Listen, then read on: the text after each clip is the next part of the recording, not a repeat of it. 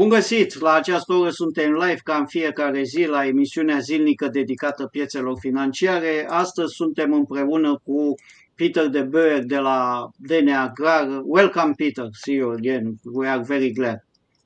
Thank you. I'm happy to be back on your show. Yes, and congratulations. You were the man of the evening yesterday at the AGRAR Gala. Let's say to the followers, you had to rent a van, a small van to carry the 5 awards. Yes, but I told you before it's on merit or true merit.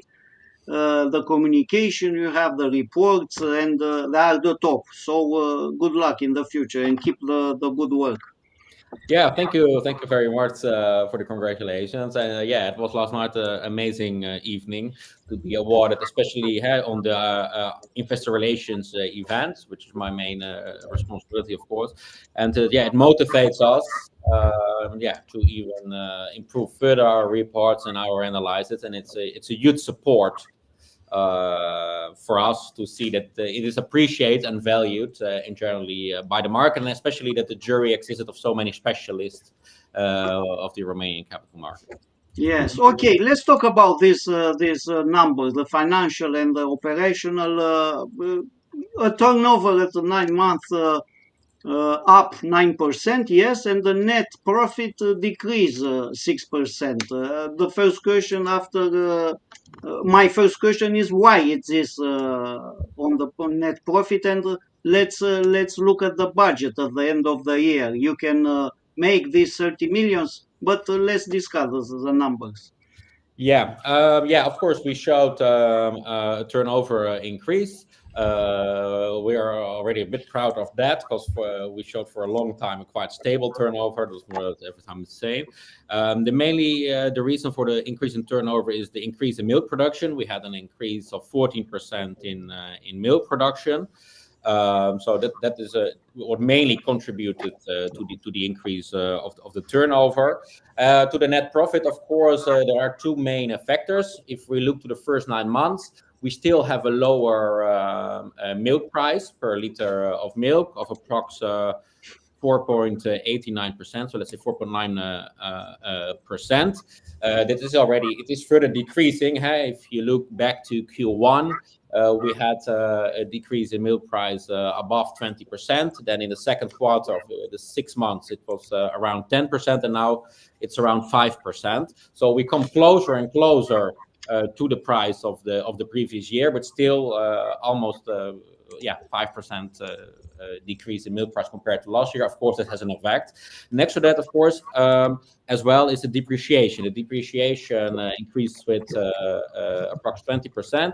That mainly had to do with the reevaluation of last year of the buildings, etc. So we had quite significant increase in depreciation, as well as that more cows came into production. So when a heifer, a young cow, let's say, who doesn't give milk, transform into a cow that starts to produce milk, from then you start also, because it's fixed asset, and you start to depreciate on this as well. So we had also a larger number of productive cows in that group. So I have a small questions about the milk price. It's volatile, of course, every time, and more or less that affects the business. Logically, the bigger prices maybe fit you, lower prices no. But it's so easy, it's so simple, or it's more complicated than this? No, it is more complicated. Also, for example, you have always a fixed price, let's say, or a certain price that you get for your milk, but also you get usually a certain bonus for your fat and your protein. Now, as another factor, as well as we had this year-long heat wave. I mentioned also before in other meetings, the heat wave started half of May in our area, and it finished, let's say, somewhere in September. And of course, it doesn't when the cows are under. When you have such a long heat wave, we saw a huge decrease for many months. You saw the first effect in June, July, August, September.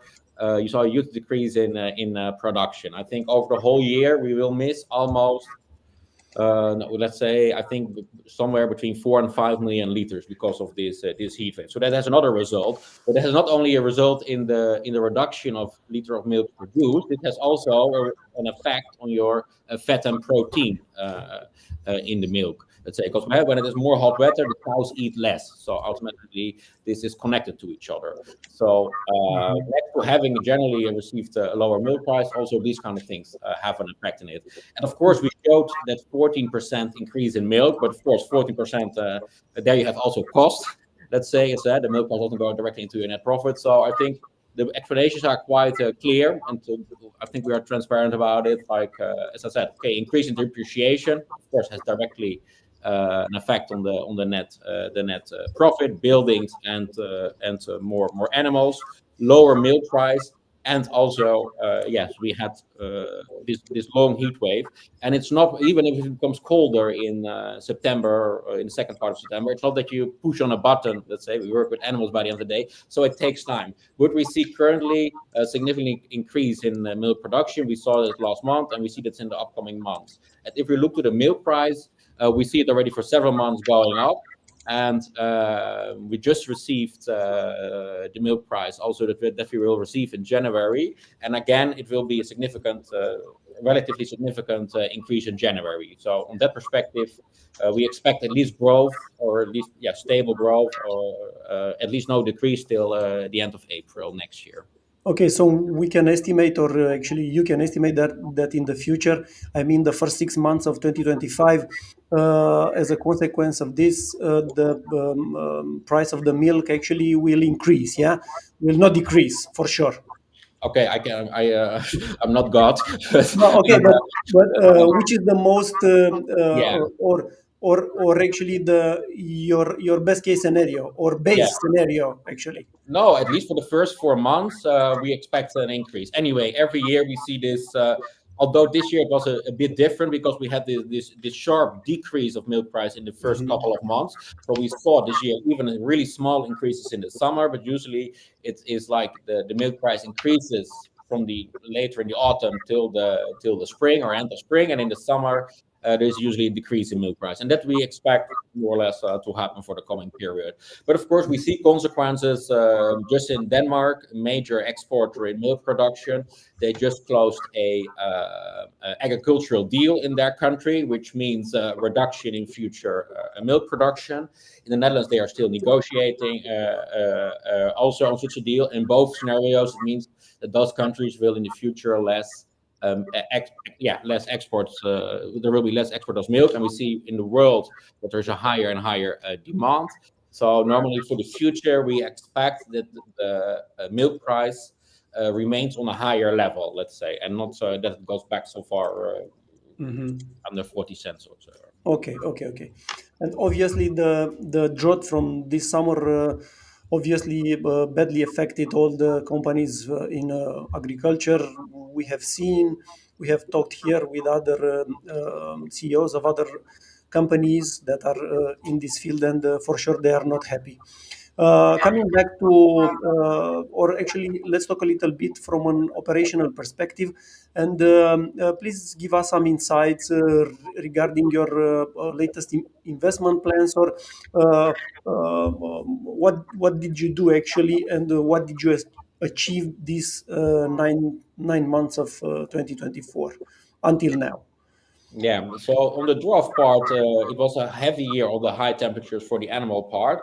And although it was a really drought year, we had sufficient rainfall on the right moments, and we were quite lucky, let's say. I would say, especially I think only the Transylvanian region in Mhm. Romania had quite a successful agricultural year. On every crop, we harvested higher number of tons per hectare than we had last year. It can also be seen in our stocks. So if you look to the financials, we had a stock increase of they increased approximately 22% compared to last year, which was a harder year for food.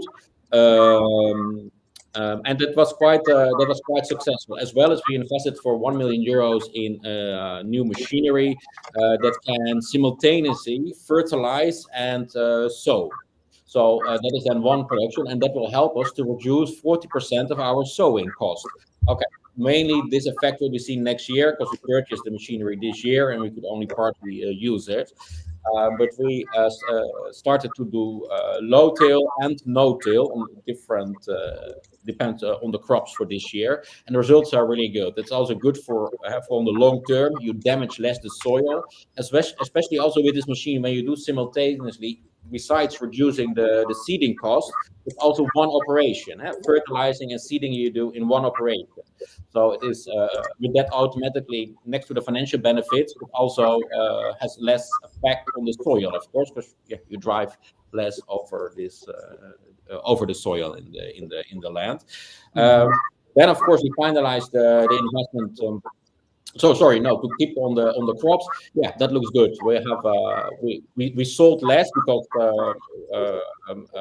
outside the group, almost everything. Okay, we had some sunflower and these kind of crops that we sold outside of the group, but far majority remains in the group to perform circular agriculture and to mainly secure for the food for the animals for the next year, especially that we also soon will open the Stasja farm.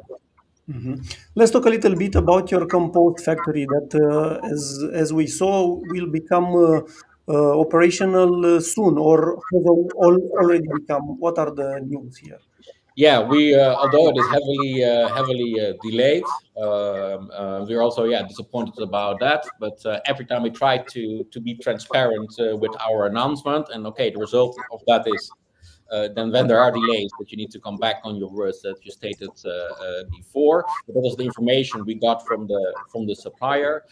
But everything is now installed, and now we start in the testing phase. And you should see one operation when you enter the compost of the manure in the compost machine. It takes 27 days. It rotates for 27 days, and then you have the first final product.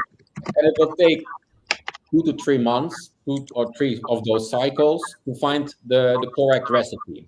Then next to that, what we will do is we will certify it as organic fertilizer for the Romanian markets. And in the meantime as well, we will try to certify it as well as organic fertilizer for the European market. And what is the difference?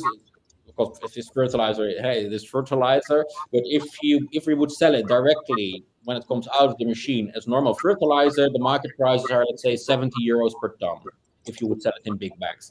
If you certify it as organic fertilizer, the prices in Romania, they vary between 230 and 300 euros per ton. So, of course, it really improves the business case. And next to that, on the long run, when the recipe is optimized, etc., we would like also to sell it on the European market to organic farmers or to vegetable farmers, because there the prices are higher. And, of course, in the future, we could also think of in a packaging machine of 40,000 euros, which could pack the organic fertilizer in 5, 10, and 20 liter packaging. We can produce 7,000 tons per year of output, and we will obtain voluntary certificates. So those 16,000 per year we estimate, and this we will receive 2 years after the first operations. We cooperate with a consultancy firm on this, and those certificates mean at the moment they have one certificate has a value, let's say, approximately 15 to 20 euros. In the coming 2 years, it's expected to grow at least above 30 euros per certificate. And this we can sell to other companies who would like to reduce their emissions, but maybe cannot do it, or who needs to fulfill to their ESG report or whatsoever. But it will be another income stream. Speaking about sustainable agriculture, also digitalization, you have some news. We heard some news some month ago about this biomethane production for this sustainable strategy. Let's talk about this because and how this will affect the business in the future, because you had some strategic plans. I remember 2 years ago you have 5 years, the optimistic, the pessimistic, and the normal way to develop, and then it happens, and maybe it's better for the business, maybe a little more cost, I don't know. No, we signed a few months ago with Black Sea Oil and Gas, a major player here in Romania, who gets gas out of the Black Sea. And we started a negotiation with several parties over a year, no, almost a year ago. So it was quite a long process. Um, and of course, this will the biomethane production is not in our current scenario. So that we will currently we are working on the scenarios, and normally next year, either in the annual report or maybe a little bit earlier already, we will update the scenarios. But what this means with the biomethane production is that we reduce our emissions with 90%. So that's the first step, and especially as a major player and soon the largest milk producer in the EU, of course, we need to be a leader. First of all, we want to be a leader and we want to be innovative, but also, when you are a leader, you need to come. We need to act responsible, and of course, authorities will have a closer look to you. So first of all, we reduce our emissions with 90%, and secondly, it will be a new income stream.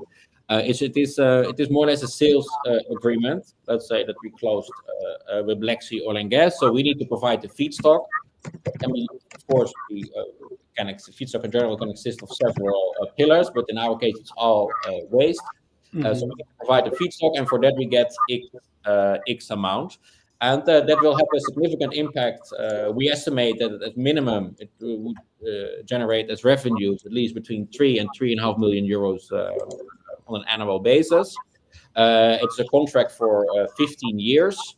That will have a significant influence on our scenarios, as you can imagine, as well as, of course, the compost. The compost we kept it quite conservative in our scenarios. So also there, I think we could increase a bit the scenarios. But can you tell something about these scenarios, or not now at the moment? To be optimistic, I don't know. No, at the moment, I think at the moment we are on scenario 3, more or less. I think at the moment, but more on and of course, if you would include the biomethane, etc., then we are clearly, if we just follow the structure of the 4 scenarios, of course, then we are clearly in scenario 4. That must be clear. But of course, things need also to be settled. I mean, still injection into the grid in Romania is a problem. Although legislation was under consultation at the beginning of or in April or May, and as well, the Romanian government has a strategy that before 2030, 5% of the gas production needs to be biomethane production. At the moment, that is more or less zero in Romania, and for 2050, it needs to be 10%. So that is the own strategy of the government. So we saw also some other announcements from Engie and Heineken and some other companies. So you can see that, more discussions are taking place also in the media. So we are quite convinced that. And optimistic that this will come up, especially with the injection into the grid. And of course, we start now with all the procedures, etc. We're not standing still. We are really working every day with both companies on this project. And in the next year, I expect that we can come with a clear timeline. But in total, our goal is of course to execute in max 2.5 years. Latest 3, with something like that. We have some questions also in the chat from our viewers, but before that, I would like to ask you about your one of your most important projects that will be live, I guess, next year. Yeah, in the early part of next year. We already discussed about it in our earlier. In our previous meetings, the Straja project, which will contribute, of course, significantly to your expansion in production and so on. What can you tell us here? What are the updates, and if the schedule, or actually if you are on schedule, or maybe ahead of the schedule, could be. What can you tell us about these investments? No, we are clearly not ahead of schedule, I would say, but no, that was mainly to the rainfall, where the rainfall was really beneficial on the right moments for the agricultural year. For the Straatje project, it was a disaster because at that time we were mainly constructing the foundation, and of course you can imagine those big holes. We are filled all the time up with water, and we needed to empty and these kind of things. So it was somehow quite a drama. Now everyone is working really, really hard. In 2 weeks, in 1 week. The team from Dairy Master, from which we bought the milking parlor, the rotor, they will come to Romania and they will stay here for 3 weeks to install the first rotor. We will have 2 milking rotors, 5,000 animals, milking 3 times per day. We finished the construction for the stables for the first 1,120 productive cows. So that's finished. Also, the water storage is finished. So now the 2 things that need to be finished to really start new production there is the milking parlor and the waiting room, and that needs to be done simultaneously with the construction, to the engineering. So we make significant steps. The goal was now really end of December, beginning of January. I think it will not be this year anymore because the milking parlor will be finalized.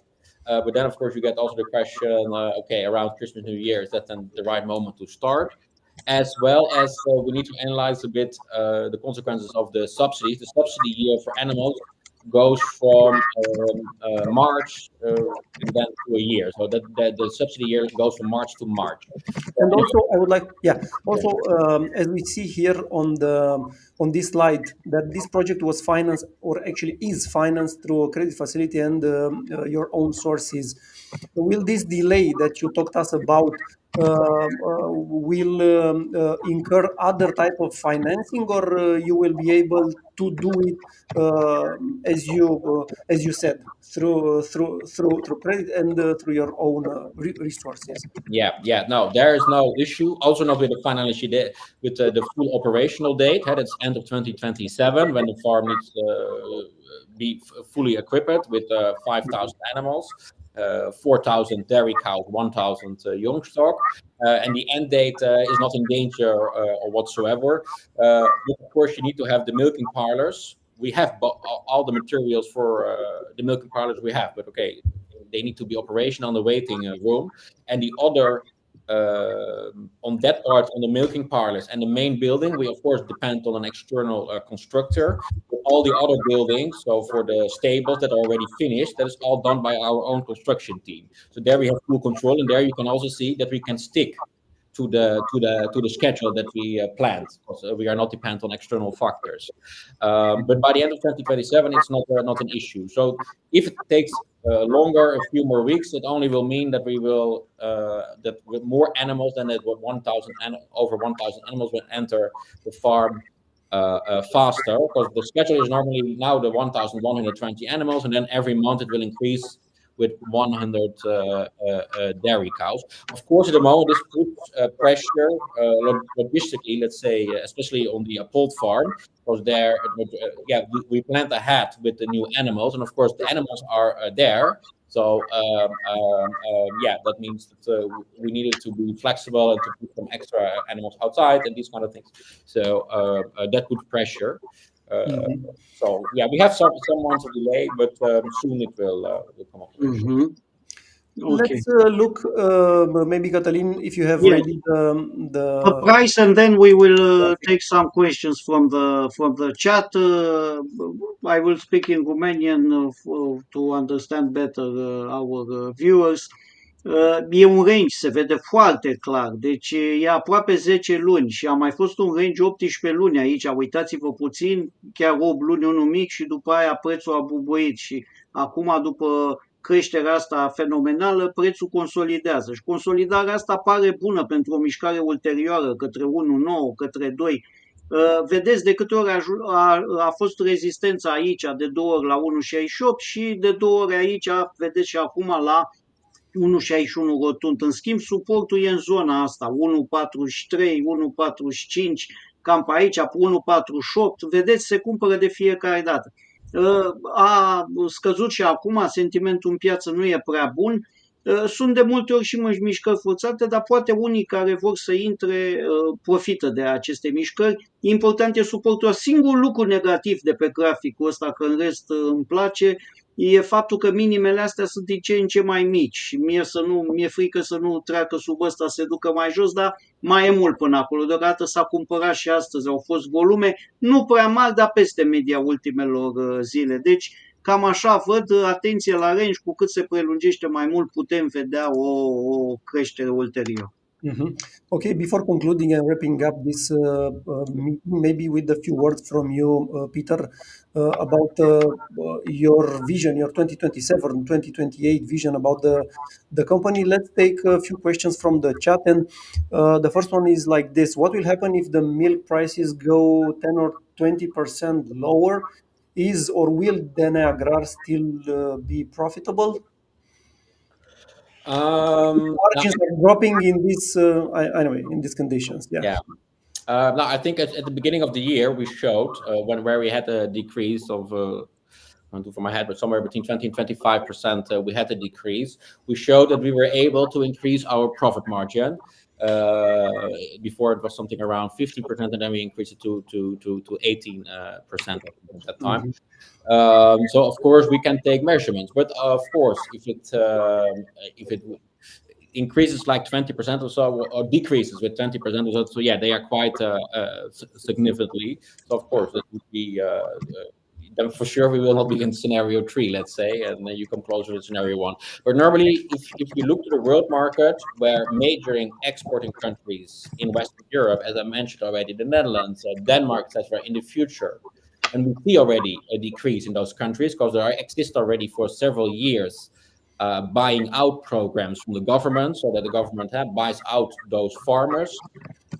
So there's a clear reduction in those countries, as well as the far majority of the farmers in those countries are over 50 years old. So also we see a natural exit of a lot of farms because they don't have a follow-up in their company.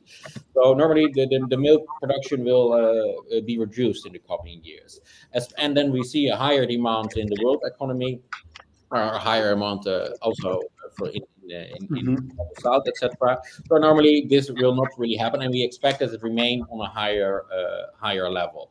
So you're optimistic about this, the evolution of milk price, actually? Yes, of course, on the milk, but I think as well as, and it was a question that was raised many times, it's okay, please, that we got from investors, please try to diversify more your clients on the milk part. Now, that as the Romanian milk market is quite consolidated, it's not so easy with the quantities that we produce, or it's really difficult to find to really differentiate your clientele, let's say, and to be predictable and all these kind of, and you don't end up in other issues. What I would say, through now diversifying our income streams through the compost and the biomethane, you will see from 2027, 2028, if the biomethane also comes in force, that if you would call it dependency on milk, let's say, will significantly be reduced. So now that is, let's say, 90%, that will probably around 50% whatsoever, and the other 50% will be brought up by those two other, with the compost and with the biomethane. In both cases, the profit margins at those business streams, of course, are significantly higher than the profit margin we have on the milk. Okay, we have another question more about, or actually related to the evolution of the share price, and it's like this: in order to increase liquidity, do you intend to make another, I don't know, private placement in 2025? For the moment, or maybe other sources of financing, maybe bonds or something like this, to expand a little bit. And the 2025 is still in place for the principal market, for the main market? No. Next year we will not go. Of course, it is always the formal way to say it. Of course, is also we discuss with our investors, and then we will take the decision to go to the main market. But no, I don't see this happen. We want to come close to a market cap of 100 million euros, and then to do the increase to the main market. And of course, then also matters the market circumstances. Of course, a market cap, as you all know, way better than I do, but depends on way more factors than only good results or growth or these kind of things. It also depends on the market conditions, on the image of the company, etc. So you cannot fully control this. But I had many meetings with pension funds and institutional investors. The feedback is extremely positive, and that they are willing to invest in us, but they also need a certain size, and also they look for projects, I don't know, 20, 30 million, let's say. Of course, now current market cap of 50, 60 million, it's quite a lot.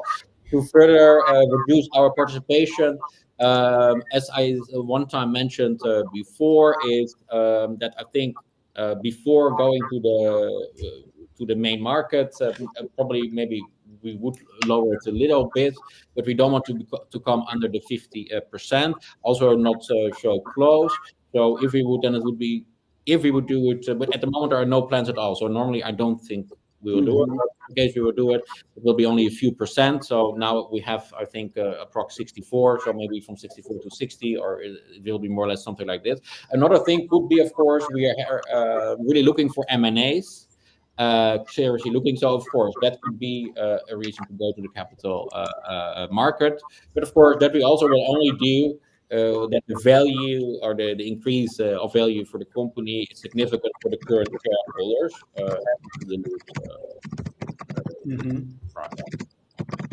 Okay, so we actually quite reached the final part of our mission. Yes, please. I want to ask you about two questions about the Investor Day you had last year. You will have another one next year. What? Yes, we will soon announce our agenda. We will have next year an Investor Day, and we also aim to do a press day. So somewhere that will be both, I think, aligned or 2 days after each other, as well as, of course, we are currently also to mention to the main market is that currently we are implementing IFRS. So, and if everything goes well, probably somewhere next year we will start also to report in IFRS. The Investor Day will happen, and we will visit normally. What some things will be on the agenda, but I will not discuss everything. But for sure, a visit to the compost plant, to the Strasia farm. Let's say for sure those things will be on the agenda. Okay, so in the final, what is your opinion regarding this year, actually, the 2024, and what do you think about reaching your income statement goals or budgeting goals for this year? Do you think they are achievable now? Guidance, something in this moment. Yeah, no, of course it is. It's a bit hard to say, especially tomorrow we have the teleconference with our investors, so I need to to do the right follow of events. Let's say. Okay, generally what I can say is we always have a optimistic or advanced budget when we design it, so we don't budget in a conservative way. We set it really as a target. That being said, I saw already the results for October. They are really promising. So I'm not sure if you reach exactly the budget, but I think we will. Like last year, the result after 9 months and the 12 months they remained more or less the same. And what I can say that we will make a significant growth also in the last quarter. So for sure we will show a significant growth. Our end result will show a significant growth compared to last year. If that will be exactly the result, or there will be a variation, I don't know, of approximately 10% or whatsoever. Okay, that could be. But at least what I can say is that I expect a serious growth after those. So at the end, the strategic projects we saw before, maybe we see again, they are on the target and becoming a major European milk producer, or maybe the biggest, how you told me before. These numbers will be, I don't know, achieved in 27, 28, huh? Yes, I think, and that's also for the investors that we aim to is, how you should, especially in agriculture sector, you need to look a bit more on the long term, and with the financing of Exim Bank, with finance for the Strasia project, which is just the operational part. The construction needs to be done in the coming years.